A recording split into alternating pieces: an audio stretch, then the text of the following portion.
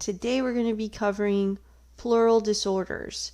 And when we talk about pleural disorders, we're really going to talk about the lining of the pleural cavity and pleural effusions and pneumothorax. So here's your instructional objectives for each lecture. You'll have a list of these instructional objectives, and they'll help guide your study when it comes to studying for the examination. So like I mentioned, pleural disorders essentially covers two major topics, which are pleural effusions and pneumothoraces. And so one is going to be the pleural cavity filled with fluid, and the other is going to be the pleural cavity filled with air.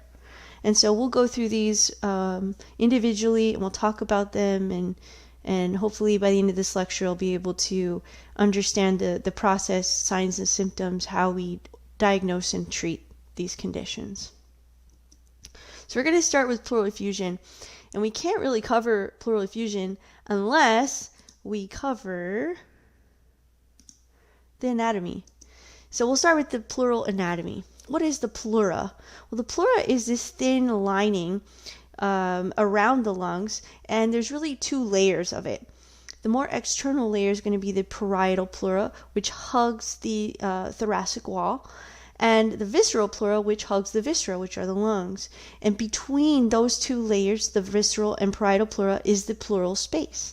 And when we talk about the pleural space, this is where the pathology comes in. This is where we get the fluid in a pleural effusion.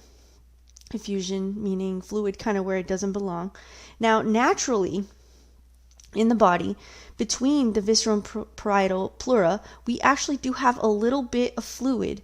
And what that fluid is there for essentially is to create kind of a frictionless environment for the lung to expand every time we take in a big deep breath.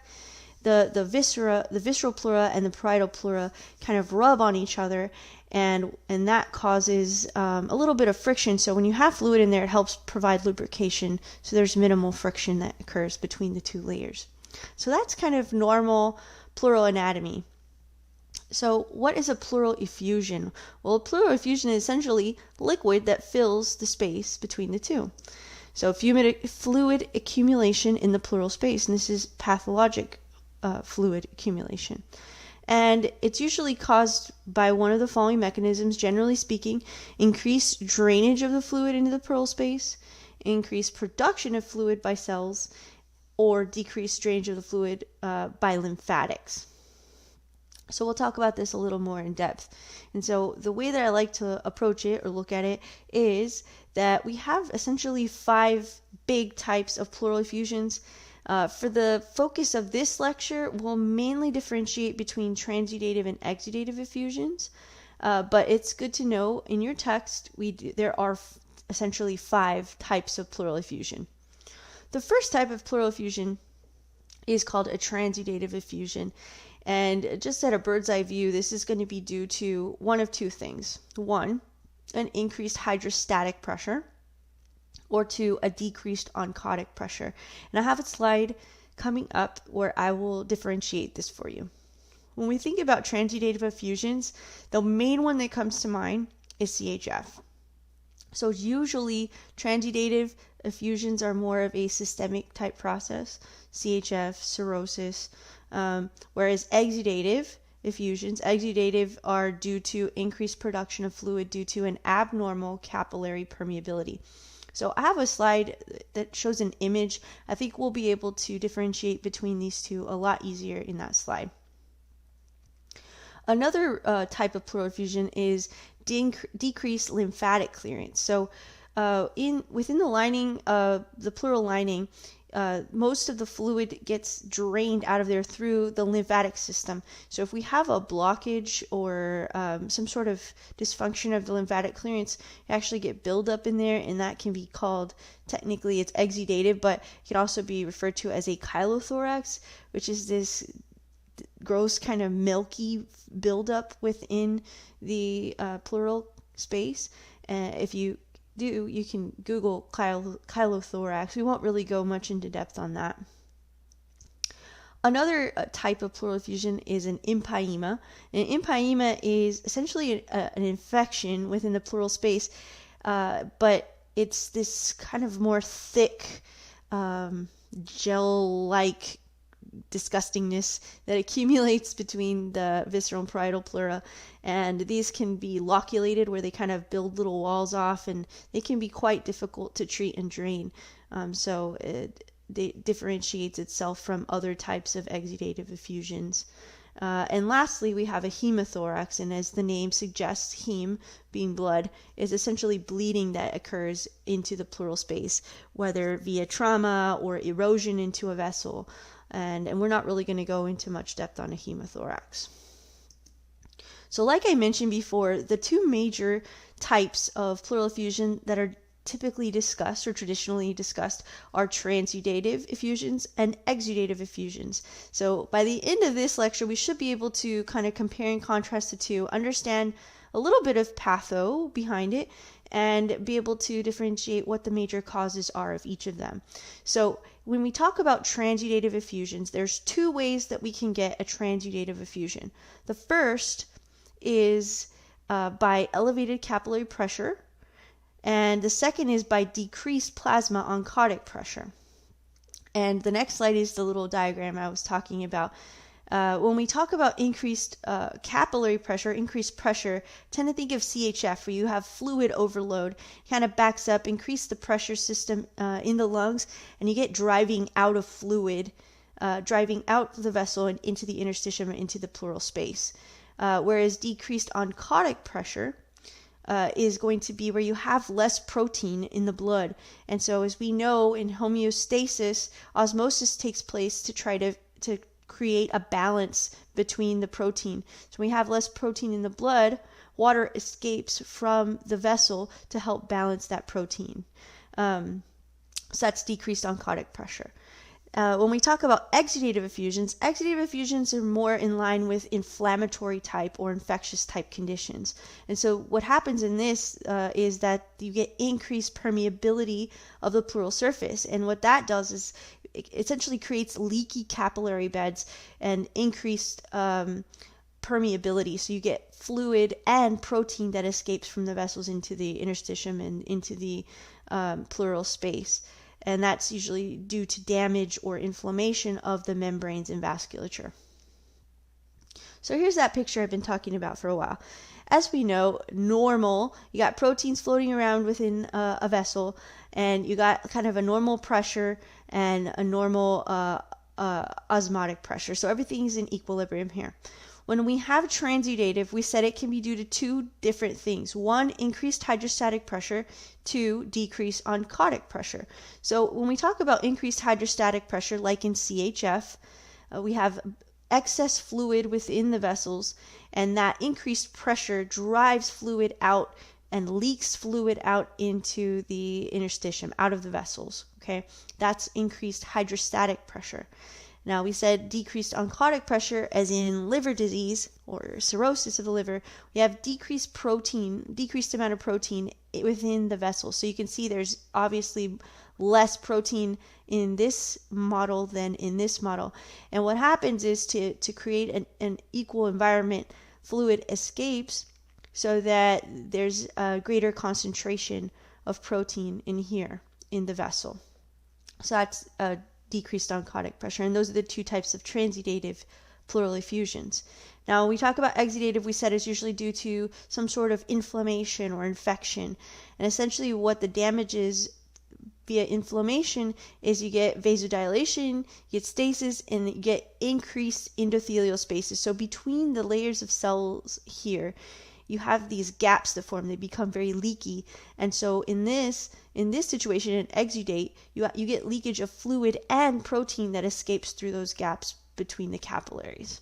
So this is a nice little diagram. I know this is a little bit more patho-oriented, and I'm certainly not a patho instructor, but I think it's important to understand kind of the mechanism of how this happens so it makes sense moving forward.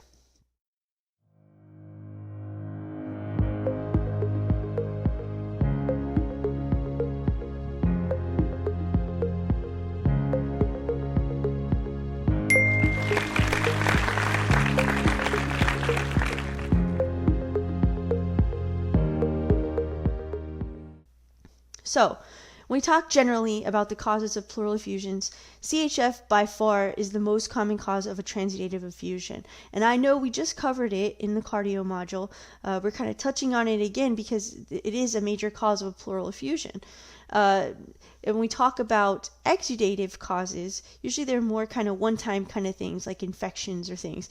Pneumonia and malignancies tend to be kind of the top two most common exudative type effusions. And when we talk about malignancies, we're talking more about lung, breast, lymphoma type cancer. When we talk about pneumonia, we're mainly talking about bacterial pneumonias. And also, TB is also a common cause of exudative pleural effusions in endemic areas. So obviously not here in the United States, but in other areas around the world, TB is one of the more common causes of exudative pleural effusions. Other causes that are kind of honorable mentions on this slide, pulmonary embolisms can cause both exudative and transudative pleural effusions, and we'll talk about that in a sec. And other things like viral disease, cirrhosis, and I have a more exhaustive list coming up on the next slide. So this is my simplified, maybe a little oversimplified, but a simplified list of transudative versus exudative pleural effusions. And I don't know what it is about these, but they love to test this on the PANCE. So it's really important that we can differentiate between the two. So we said transudative is just leak of fluid, not fluid and protein. So to me, it makes sense. Usually kind of conditions where you're fluid overloaded. So CHF, cirrhosis, nephrotic syndrome, you have problems with the kidneys, also dialysis, hypoalbuminemia, when you have less protein in the vessels. Remember, we talked about the decreased oncotic pressure, so you get fluid that comes out of the vessels. And then atelectasis. Now remember, we said PE is both on the transudative and exudative list. And really, when we think about PE, when you get the vessels that are going to the lungs, that's where the pulmonary embolism usually travel to and block blood flow to the lungs, which then inhibits gas exchange, right? Because the blood can't get to where it needs to exchange oxygen. And so in that case, you get shunting of blood, you get a higher pressure system within the lungs, and that essentially drives fluid out through an increased hydrostatic pressure environment. When we talk about exudative, we said it's usually inflammatory, infectious type things. And what PEs do is they kind of create their own little mini inflammatory environment. So it can be both transudative and exudative. Other things, like we said, the main culprits, bacterial pneumonia, malignancy, and TB are on here, as well as viral infections and collagen vascular disease. Now, this was my simplified version. This is the transudative versus exudative list or table from your textbook. So you can see that there are actually quite a few more problems or causes of these types of effusions. I don't expect you to be able to copy verbatim this list, but you should be familiar with the major causes that are transudative versus exudative. So here's the meat and potatoes of ICM. What are these signs and symptoms? How is a patient going to present to my ER or my clinic? So when we talk about symptoms, what patients are going to report, sometimes if they're small, remember pleural effusions can be either unilateral or bilateral, and they can either be small or they can be quite large where you actually get displacement of the lung. And so the grade of symptomatology and the signs that we'll see on physical exam is going to depend on how large the pleural effusion is. So if you have little small pleural effusions, oftentimes patients will come in asymptomatic. But the major symptoms that we see with pleural effusions are going to be dyspnea, either at rest or on exertion, sometimes a sporadic cough, a pleuritic type chest pain, which is chest pain related to breathing. They also get the typical signs and symptoms that you would see in fluid overload, like peripheral edema, orthopnea, PND, like we see in like CHF or ascites in cirrhosis. Now, as far as signs, what we see on physical exam, again, we mentioned it really depends on how large these pleural effusions are. If they're small, you might be kind of absent of physical exam findings. However, traditionally, when we talk about pleural effusions, we talk about several things. One, dullness to percussion. So remember, when we percuss in the thorax, we should be hearing kind of a resonance. We should hear kind of where we hear air, because lungs have some tissue to them, but it's mostly air within them. When we have liquid instead of air, it tends to be more dull to percussion. The same thing is when the lung tissue is displaced because of fluid outside of the lung, you can have decreased or absent breath sounds in that area where the effusion is. Also, when we do tactile fremitus, when we place our hands on the patient's body and we ask them to say 99, we're feeling for vibrations that are transmitted. Air transmits vibration better than water does. Water tends to dampen those vibrations, and thus we have decreased tactile fremitus in the area of the pleural effusion. Now, like we said, pleural effusions can be really small, but they can also be really large. And if we have large pleural effusions, can actually get increased intrapleural pressure. It can actually cause a shift of the lung, shift of the mediastinum, and even the trachea towards the opposite side. Obviously, those are pretty hardcore or pretty dire situations. Now, how do we diagnose pleural effusion? We know how to kind of start diagnosing that when we see it on the physical exam and in our history, but how do we confirm the presence? How do we diagnose it besides our physical exam findings? Well, the mainstay of diagnosis is a chest x-ray. Pretty much any time a patient comes in with any sort of thorax type chief complaint, chest pain, shortness of breath, cough, any of those, we're going to get a chest x-ray. And in these cases, we try to get a PA and lateral chest x-ray to look for blunting of the claustrophrenic angle. So I don't know if you can think back to slide 1 where we had those nice, pretty, and anatomical parameters. And at the bottom edge of each lung, here in this area, the lung kind of comes down towards an angle and then travels back up. You can kind of see it here on this side. On this side, you can see that there's blunting of that angle. It doesn't go all the way down. Now it kind of rounds out here. And so this is the first sign that you'll see of a pleural effusion on chest x-ray. Now, it is good to note that to be able to see a pleural effusion on the lateral view, so neither one of these is lateral view. We'll talk about the decubitus view in a second. But to see a pleural effusion on the lateral view, you have to have at least or approximately 75 to 100 milliliters of pleural fluid accumulated to be able to see it on a lateral view. Now, on a PA or AP view, which is this view here, you actually have to have between 175 and 200 milliliters to be able to see it on x-ray. So you have to have quite a bit of fluid already accumulated to be able to appreciate it on x-ray. Like that says here. Now, we can also do a lateral decubitus film, and essentially we have the patient lie down on their side, on the side that we expect the pleural fluid to be, and because of gravity, it'll kind of level out. If you can see, the pleural effusion was down here in this little angle, and now when we have them lay on their side, on the affected side, you can see that fluid layers out. So that tells us two things. One, that there is in fact an effusion, and the other is that the fluid is free flowing. It's not loculated. It's not stuck in like a little empyema or an abscess or anything like that. It's free flowing within the pleural space. Now, x-rays are the main thing that we do. If, for instance, we expect there's fluid, and we think we might need to do a thoracentesis, but the chest x-ray is not very diagnostic, we can get a CT scan. It can identify as little as 10 milliliters of fluid accumulation. So plus or minus, it's more reliable, but we don't do it in all cases. And then nowadays, especially in emergency medicine, ultrasound is up and coming and very utilized to make diagnoses. And you can actually do ultrasound to look for pleural effusions and also assist with thoracentesis. Which, takes us to our next slide, thoracentesis. So what is a thoracentesis? It is a procedure that's performed to remove fluid from the pleural cavity. And so essentially we have a patient, we usually approach posteriorly, and we go between the ribs with a needle and catheter to aspirate or to remove fluid from that cavity.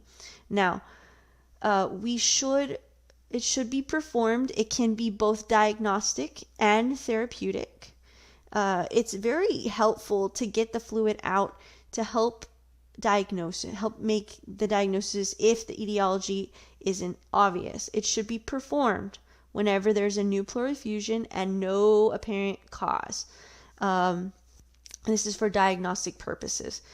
There are settings when observation is appropriate. For instance, let's say someone has CHF. We know that they have CHF and they have symmetric bilateral pleural effusions because their CHF is exacerbated for some reason. Say they had like a high salt diet, they went out of town, they ate a lot of fast food, they get bilateral pleural effusions. We don't necessarily need to do a thoracentesis on there. But if we have an atypical presentation, let's say they're controlled and now they have this kind of strange pleural effusion that pops up, then we might warrant a thoracentesis to kind of identify what the underlying process is. Because remember, we have a pretty long list of causes for pleural effusions. So this thoracentesis will help us diagnose the cause. And it says here, it usually provides about 75% of patients a diagnosis. When it's not diagnostic, it also provides a lot of important clinical information. So, like we said, it can also be therapeutic. So diagnostic means it helps us figure out exactly what's causing it. Therapeutic means it helps the patient feel better. It's a therapy for them. And so in certain cases when we have large pleural effusions, patients having trouble breathing because of them, significant trouble breathing, we can drain them and provide relief. However, we don't just drain them for any reason at all. We do pick and choose which ones we do for therapeutic. Like I mentioned before, if patient comes in with bilateral pleural effusions and a history of heart failure, more than likely we're going to do IV diuretics in place of a thoracentesis. Now, once we collect the fluid, it's important to run tests on the collected fluid to help you differentiate what is the cause. So we do a differential, cell count, total protein, lactate dehydrogenase, glucose, pH, amylase, triglycerides, microbiology, and cytology.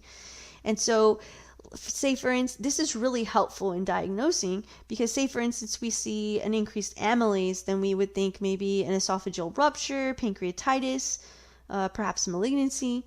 If we saw kind of this milky fluid, well, obviously when we take the fluid out, we're going to inspect it first with our eyeballs. We see this milky fluid, we might think of more of a chylothorax, which is kind of this buildup of lymph within the pleural space.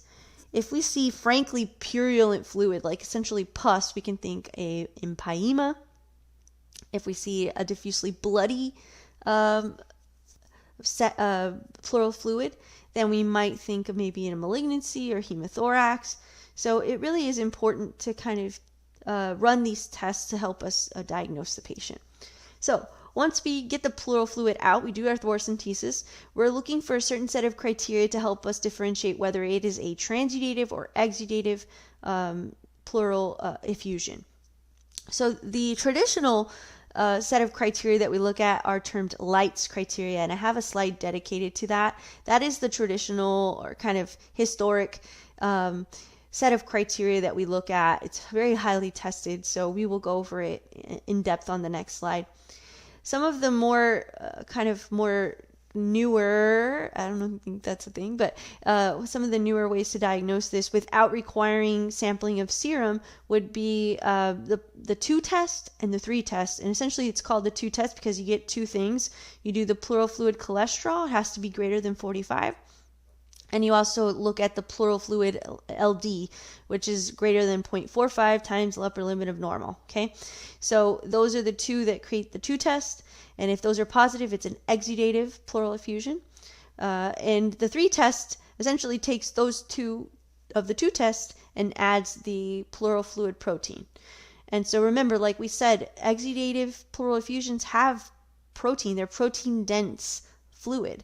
So if we see that the protein fluid is high, the protein content of the fluid is high, then we should expect that it is exudative. And that kind of leads us to the Leitz criteria, which are exudative effusions if they just meet one of the 3 Leitz criteria, which essentially compares the pleural fluid to the serum. And you're essentially looking for protein, right? So the 3 criteria are protein in the pleura versus protein in the serum, lactate dehydrogenase in the pleurum versus the serum, and then LDH greater than 2/3 upper limit of normal in the serum. So you put those 3 together, and that if you have just one of those positive, it is termed an exudative effusion. And what this does is it helps you narrow down your differential, right? Remember, we had 2 columns. One was transudative, one was exudative. If we see that it is an exudative pleural effusion, we put that piece of information together with the clinical picture, and that should help us lead us to our diagnosis. So how do we treat pleural effusions? Now, if they're transudative effusions, say CHF, I keep going back to that example, then we're obviously going to treat the underlying cause. And essentially that requires treatment with use of diuretics, sodium restriction, and other things that'll help with treating the underlying cause, such as CHF. A therapeutic thoracentesis is only if there's a massive effusions, because like we said, the fluid's going to reaccumulate because we're not addressing the root problem.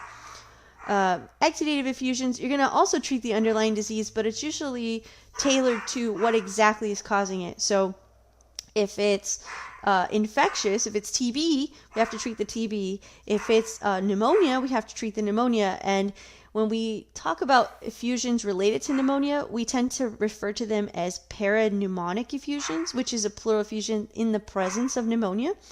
And when we talk about parapneumonic effusions, they can either be uncomplicated, where we just treat the pneumonia with antibiotics and the effusion gets better, and that's in most cases.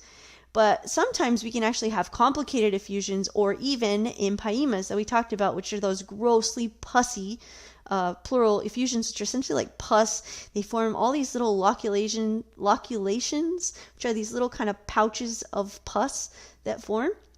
And in those cases, those generally don't get better with antibiotics alone. You actually have to go in, do chest tube drainages, and surgical lysis might be required.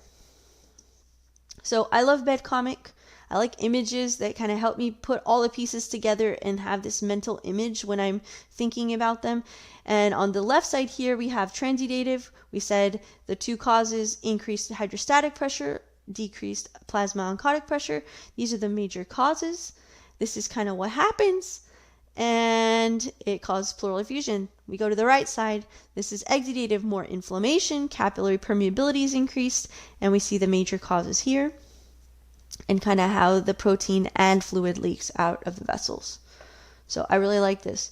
The next thing I have for you here, I'm not going to show it to you during this presentation, but I have a video here of a thoracentesis. If you're interested in knowing, kind of putting a mental image with that procedure, I would suggest that you go back and watch this. I'll have it posted.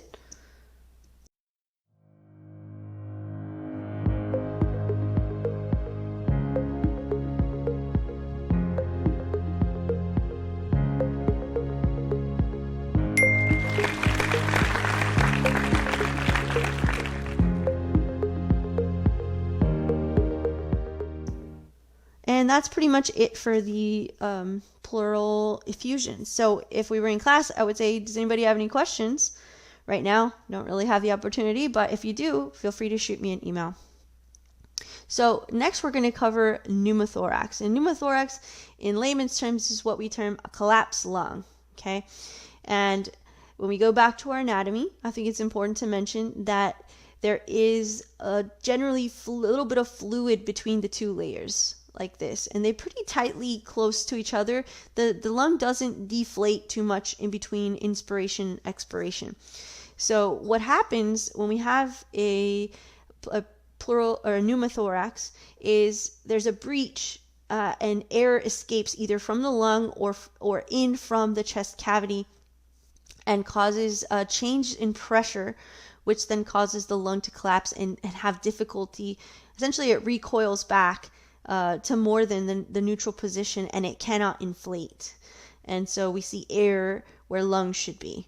And one thing that I really like to look at is Ackland's anatomy. I don't know if any of you have ever used it before, but I'm going to show it to you, a quick video clip that I like that helps me kind of understand what it looks like. And so I'm going to pull this up here and make this big. All right, so I'm going to actually mute this and we'll talk about it together. So you can see these are the intercostal muscles, and here are the ribs. Now we take away the intercostal muscles and you can see the parietal pleura here. So this is the pleura that's attached to the internal thorax, and then the visceral pleura is moving on the inside of it when we take a breath. So you can see the lung moving on the inside with the visceral pleura attached. So what they're essentially showing you here is they're cutting that parietal pleura, and once there's a breach in that space, the lung, because of pressures, tends to collapse and recoil back, and you get this increased space. So that is essentially what a collapsed lung looks like. This is the same thing when you take the air out of the lung, it kind of collapses or recoils away from the thorax. So I like Ackland. If you have a chance, take a look at these videos. I think it really helps me kind of clear up or get a good mental picture of what I'm studying, and I really like that. All right, so continuing on, we said a pneumothorax is air in the normally airless pleural space. And there's two major categories for pneumothorax. One is the spontaneous pneumothorax. Spontaneous meaning kind of happens without really planning to happen. It just kind of happens all of a sudden. And spontaneous pneumothoraces are not traumatic. You have two subcategories of spontaneous pneumothorax: primary spontaneous and secondary spontaneous. And on the next slide, we'll go into depth on the difference between these two. The other major category is the traumatic pneumothoraces. So anytime we have trauma, a motor vehicle collision, a gunshot wound, a stab, and there's a breach in the chest wall, we can cause a pneumothorax or collapsed lung. Another way that we can do it, kind of lumped into the trauma category, is an iatrogenic pneumothorax. And iatrogenic means we do it. Doesn't mean we do it on purpose, but when in the course of treatment, medicine, we actually induce a pneumothorax. And this can happen when we are doing CPR on a patient. It can happen when we're using mechanical ventilation, patients on a ventilator. You can get these pneumothoraces as well. A kind of a separate category, and for the purposes of this lecture, I will keep it separate because I think it presents very differently and has kind of a different level of urgency, is a tension pneumothorax. And tension pneumothorax can be traumatic, it can be iatrogenic, or it can be caused by other disease. So it kind of straddles the two major categories, but we'll talk about it on its own.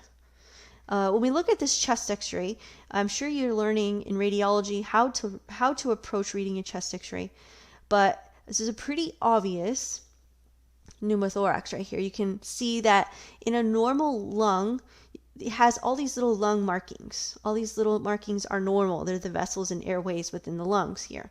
And that's normal. You should see it all the way out here. On this one, we see the normal lung markings, and then all of a sudden it abruptly stops, and you see just empty space, dead air in this area.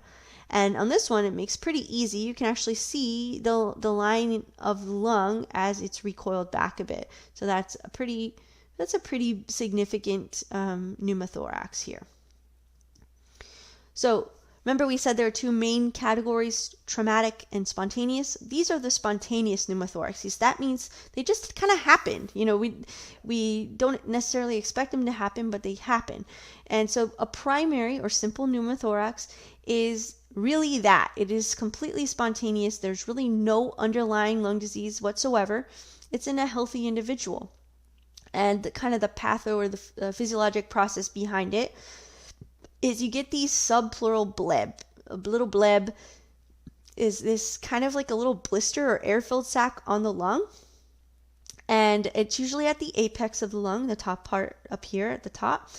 And these little air sacs, these little kind of not normal air sacs, they burst and you get escape of the air from the lung into the pleural cavity where it doesn't belong. And this is going to sound really silly. I don't know how many of you have ever seen Hotel Transylvania, but they have a really tall, skinny, lanky vampire, and he likes to say the words blah, blah, blah. I don't know if you've ever seen it. If you have, great. If you haven't, go watch it. But the way that I remember is that blebs happen in tall, lean, young men, and then smoking is added on here because those that smoke, whether it be cigarettes, marijuana, or even vaping, have an increased risk of a primary spontaneous pneumothorax. So if in the vignettes that we see for primary pneumothorax, a lot of times they'll describe a 20-year-old, tall, lean, white young man presents with acute onset of dyspnea and cough and pleuritic type chest pain. And so you'll see that. That's the most common kind of age category for this. The good thing about primary pneumothoraces is these patients have sufficient pulmonary reserve. They don't have any type of comorbidities or any predisposing conditions, so that it's rare that they get severe respiratory distress or severe issues from their pneumothorax. However, and we'll go over this a little more depth in a minute, they do have a recurrence rate that can be pretty high. I believe it's between 30 and 50% within 2 years that it recurs. Now, secondary pneumothorax is complicated because there is a complication of an underlying lung disease that is causing the pneumothorax. And most commonly we see this in COPD.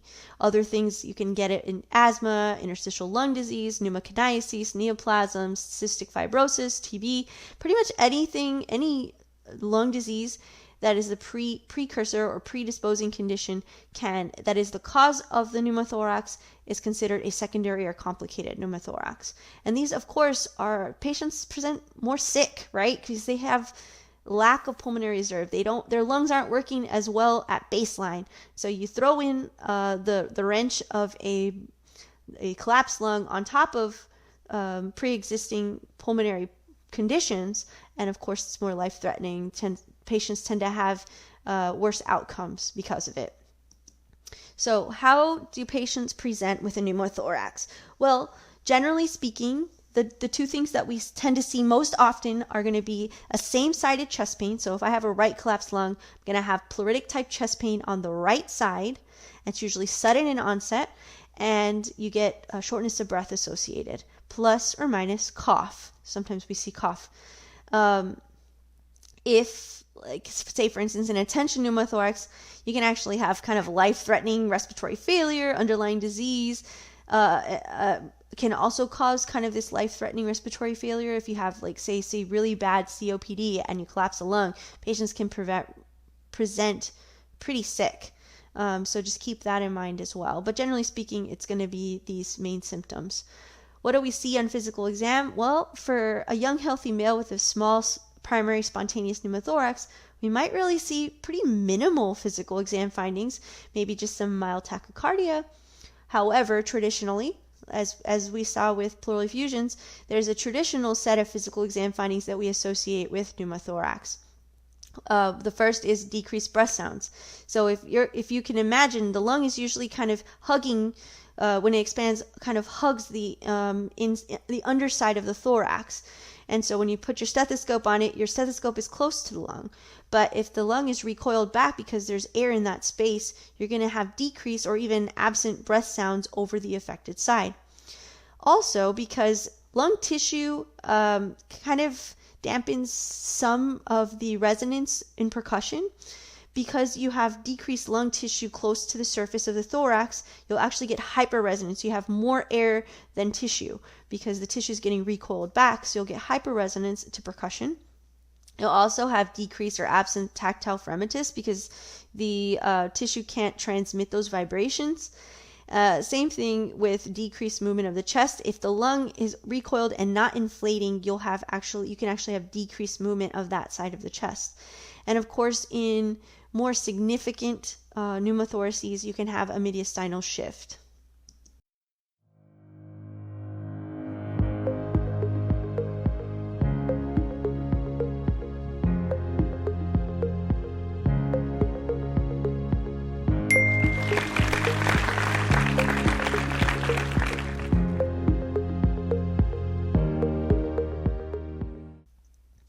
So how do we make the diagnosis? Well, as in pleural effusions, chest x-ray is going to be the mainstay, kind of the initial diagnostic study of choice. It's going to help confirm the diagnosis. Some chest x-rays are really hard to see the pneumothorax, but for the trained eye, most pneumothoraces are visible on chest x-ray. Nowadays, like I mentioned before, ultrasound is a bigger thing. You can actually look for vessels, vasculature within the lungs, in the periphery, and kind of make that diagnosis. But of course, you have to be experienced in the technicalities of ultrasound. And then finally, the high resolution CT can be considered, especially in those cases where it's like your first time you have this spontaneous pneumothorax and you're trying to figure out why. Sometimes we get the CT. All right. So you can see here the lung kind of taken away. This is the area where there's absolutely no lung markings. So you can see that the lung is being recoiled up and away from this lower right lower side. And then you can see the lung kind of here too. Okay. So how do we treat pneumothoraces? Well, the treatment depends on the severity, right? So if you have a really tiny pneumothorax in a healthy young male with no medical problems, you might be able to just observe. And so it really just depends how big the pneumothorax is and whether or not the patient is symptomatic. In a primary spontaneous pneumothorax, if it's small and the patient is asymptomatic, observation. So we can observe that the pneumothorax resolves. It usually does within 10 days. And generally speaking, we keep them inpatient for a few days following a serial chest x-rays every 24 hours, getting a new chest x-ray, and we watch it resolve. Now, in certain cases, if the patient is symptomatic, they're not getting better, we give them supplemental oxygen and they're not improving, then we consider putting in a small chest tube. And they actually make some small chest tubes and pigtail catheters that can be placed with a one-way valve, and patients can actually go home with it. Now, for the purposes of our test, I don't expect you to know all the different types of treatments and when to choose one over the other. I just want you to know that they can be observed if it's small and the patient's asymptomatic, or they can be a chest tube is essentially the treatment of choice for a pneumothorax. Now, if the pneumothorax is large or the patient is symptomatic, then we have to give them supplemental oxygen and do either a needle aspiration or a chest tube insertion to allow the air to release and for the lung to re-expand. Now, when we talk about secondary spontaneous, most of the time these patients are getting chest tubes and even surgical intervention, which we'll talk about in a few minutes. So, to tube or not to tube, how do we know who needs a chest tube and who doesn't? Okay, so in a 2020 study, actually demonstrated that even moderate to large, remember we said small, but even moderate to large pneumothorax in a stable patient, no oxygen requirement, no limitation to ambulation, and no increased size within 4 hours of monitoring, and a patient who's actually reliable, who you can trust to come back if needed, can actually be managed without any intervention, which is new. Generally speaking, anyone with a large pneumothorax was treated with a chest tube. But the new study has actually demonstrated that there is a small subselection of patients who can tolerate these pneumothoraces without intervention. I won't test you on this, but it's good to know that there are new findings that suggest that there's some stability that can be had even with larger pneumothoraces. But we're talking about general rule of thumb here. A primary pneumothorax in a patient with no predisposing conditions, a chest tube is considered for anything greater than or equal to 3 centimeters at the apex of the lung or greater than 2 centimeters at the hilum of the lung. And so that's what we're looking at. We get the chest x-ray and we can use some calipers to measure exactly how large it is. Another general rule of thumb for secondary pneumothorax, like I mentioned before, generally speaking, most get the tube thoracostomy or the chest tube. There's obviously a lower threshold for intervention because these patients are more unstable at baseline. And so for them, anything greater than 2 centimeters at the apex gets a chest tube. Now, How do we know if patient is a surgical candidate when we need to surgically manage them? There is a surgical procedure that's performed on pneumothoraces and other intrathoracic abnormalities called the VATS procedure, which is video-assisted thoracoscopic surgery. And this is a minimally invasive surgery which uses cameras, it's laparoscopic. And what we do that for in pneumothorax are for cases that are recurring. So if you get recurrent spontaneous pneumothoraces, if you have any occurrence that's bilateral, or if you have a failure, so you put the tube in and it's just not re-expanding, or there's a persistent air leak that needs to be further investigated, then we can do this VATS procedure. Also, it's generally recommended for any patient with a secondary pneumothorax. Remember, we said their presence of underlying disease makes them more high risk for recurrence. So in this case, a lot of times we'll go in and what they do is they repair any little blebs if there's bullae responsible, or if not, what they do is either a mechanical or a chemical pleurodesis. And what that is essentially, remember we said anatomically in a normal chest cavity, we have the parietal pleura and the visceral pleura, and they kind of hug each other pretty closely, even between inspiration and expiration. When we have a pneumothorax, that parietal pleura is pulled away from the visceral pleura. So what a pleurodesis is it's either a mechanical or chemical kind of velcroing those two layers together so that they don't separate. And so sometimes they'll put like a chemical talc or things in there, and it reminds me of kind of, I don't know if you've ever gotten a balloon filled with air and you kind of rub it on something and you get that static that connects the two together. That's kind of what happens in either a mechanical or a chemical process. You get the visceral and parietal pleura to kind of stick to each other, and that helps prevent recurrence of pneumothorax. Now, there are some patients who are not surgical candidates. They can't tolerate surgery, and those patients can be treated via chest or a tube thoracostomy or chest tube. Those are interchangeable terms. And when you put the chest tube in, you can actually introduce a chemical pleurodesis. So the same kind of getting those two layers to stick to each other, but instead of doing it via surgery, you can do it via chest tube. So prognosis. So a lot of smoking is a risk factor for a pneumothorax. So any patient who smokes should be advised to discontinue smoking because the risk is higher if you're a smoker.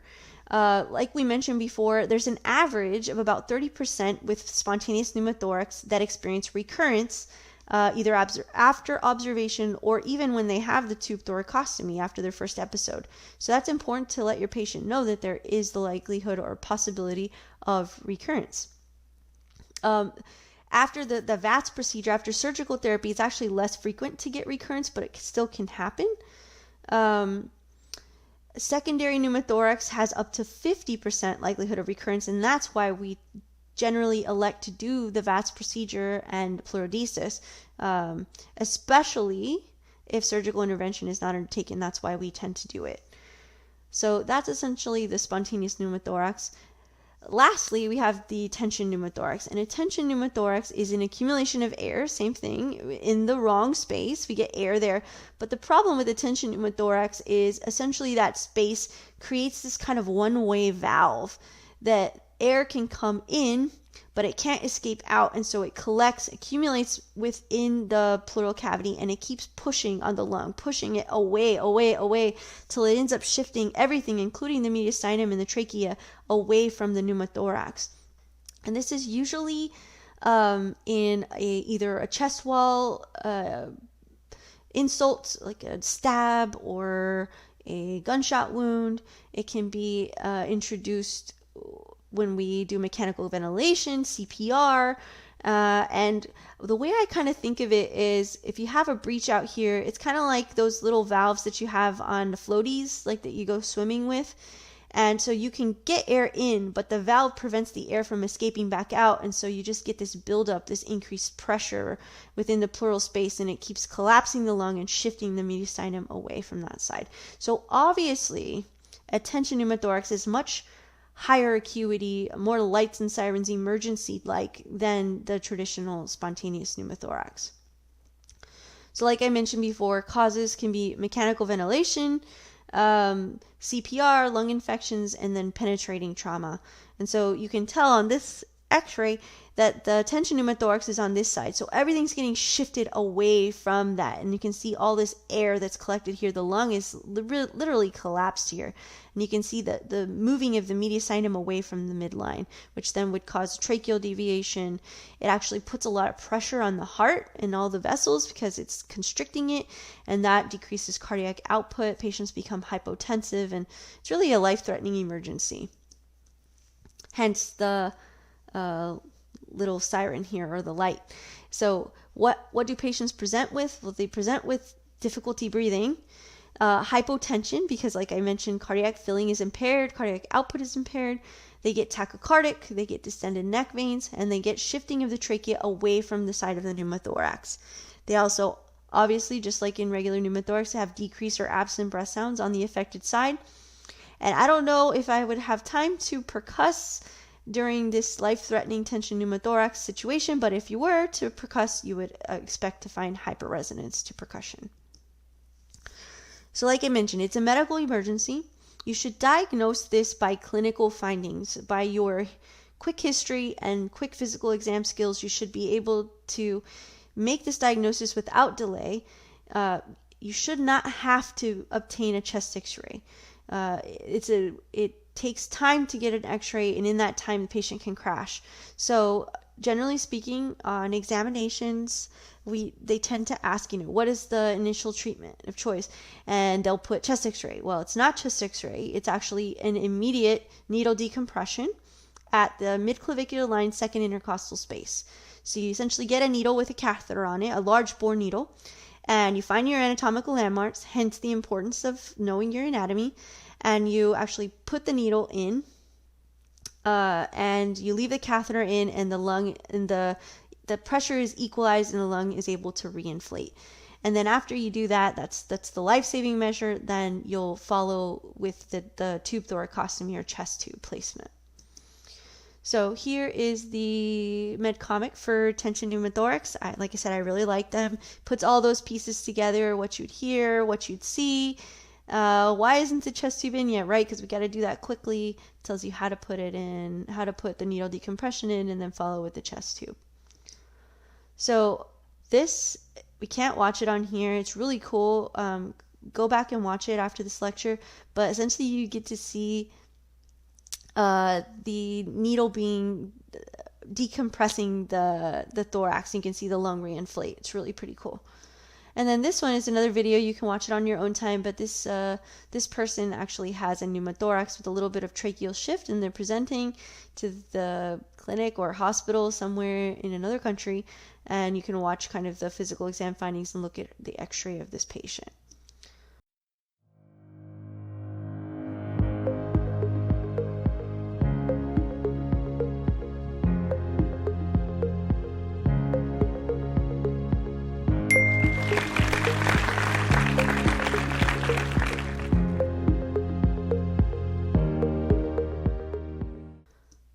So that's all I have for you. I know it's kind of a lot to go through, but this is the pleural disease chapter. If after reviewing this, your cases with your group, you're still having trouble with the concepts, please feel free to reach out to me. I'll be happy to go through it with you again or clarify anything that was maybe not well understood. So thanks again for listening, and have a great day.